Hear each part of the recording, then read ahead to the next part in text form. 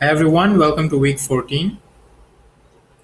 We looked at power series in the previous week. Now we're going to look at some specific kind of power series. We saw that there are power series representations for certain functions. And now we consider more general questions. What kinds of functions have power series representation?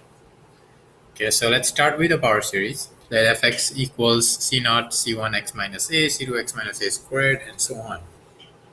This, remember, is true for when the domain of convergence of x equals the domain of this function f of x.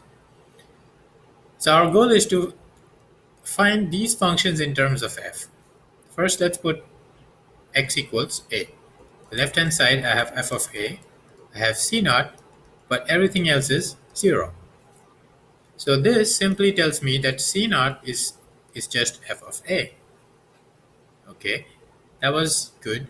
Let's take the derivative. F prime x is going to be 0 for the first. So I have c1 plus 2c2x minus a plus 3c3x minus a squared, and so on. Now plug in x equals a.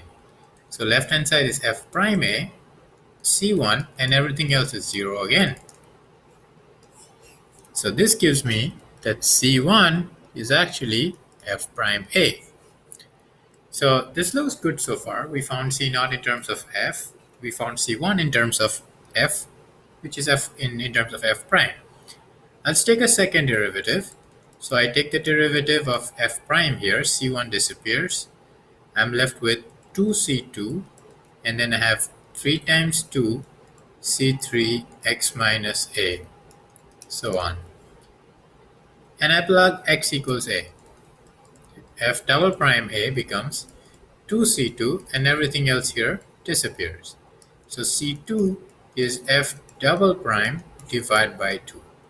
Now if you keep continuing, what's going to happen is c3 is going to be the third derivative of f at a. And you can already see what the coefficient is going to be. It's going to be 3 times 2 times 1. c4 is going to be the fourth derivative of a. And it's going to be 4 times 3 times 2 times 1. So in general, the observation is that Cn is the nth derivative of f at a divided by, this is called factorial. This is n factorial.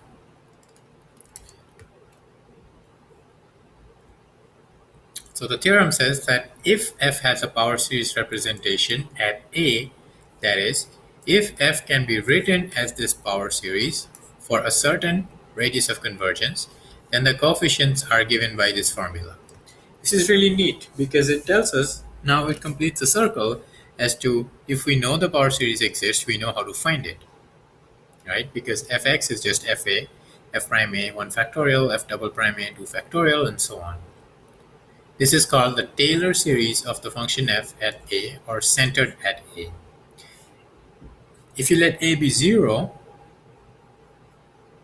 right, this means it's centered at 0. It's a special case, and it's called the Maclaurin series. Find the Maclaurin series for e to the x. All right. So e to the x is going to be, first of all, let's look at the derivatives. F prime is also e to the x. F double prime is also e to the x, and so on. Now what about f of 0? It's e to the 0, which is 1. F prime of 0 is also 1. F double prime of 0 is 1, and so on. So this is kind of easy. E to the x is f of 0, which is 1, plus f prime of 0, 1 over 1 factorial x, 1 over 2 factorial x squared, 1 over 3 factorial x cubed, and so on.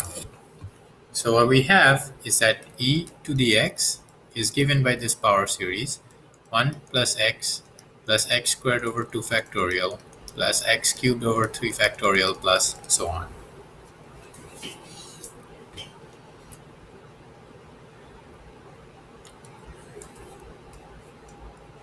Okay, in the next video we are going to talk about remainders and understanding how good of an approximation the power series is for any given function.